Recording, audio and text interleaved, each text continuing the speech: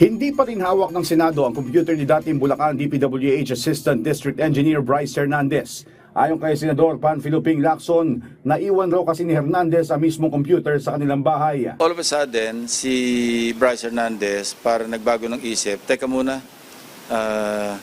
magtanong muna ako sa lawyer.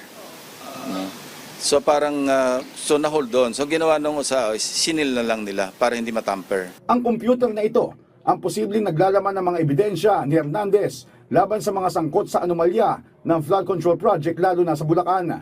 Ayon pa kay Senator Lacson, kinakausap na nila ang kampo ni Hernandez para makuha ang mismong computer. Ngayon, we're discussing with the lawyer and Bryce himself kung pwedeng balikan para i-retrieve.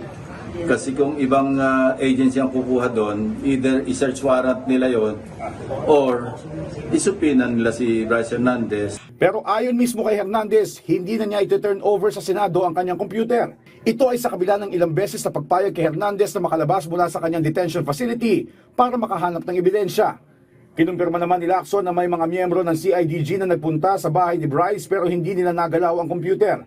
Magkasama naman nagpunta sa Independent Commission for Infrastructure o ICI sina Senate Blue Ribbon Committee Chair Senator Ping Lacson at Senate President Tito Soto matapos nilang makatanggap ng imbitasyon mula sa komisyon. They wanted to find out on how these insertions are done. So I explained to them how it's done. Sometimes there are individual amendments, institutional amendments, insertions, but pinakamasama sa lahat pagka mayroong insertion sa BICAM. Ipinaliwanag ni Soto at Lacson sa ICI kung paano nagkakaroon ng illegal insertion. Illegal, pag tapos na ang third reading na sa BICAM, magsisingit ka.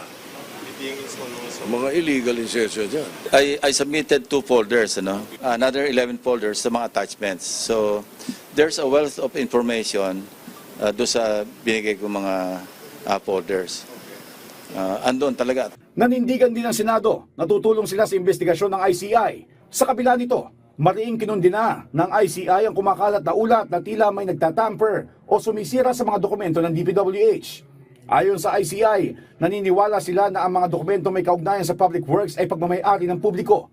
At para sa Senado at ICI, isang krimen ang sinumang gugulo at sisira ng mga ebidensya laban sa mga korap na individual at opisyal. That's criminal, no? Kasi these are official records, parang justification, parang clearing instruments, di ba? And when you destroy, you're destroying the records para hindi matrace yung kalokohan nila. Joshua Garcia, para sa Pambansang TV, sa Bagong Pilipinas.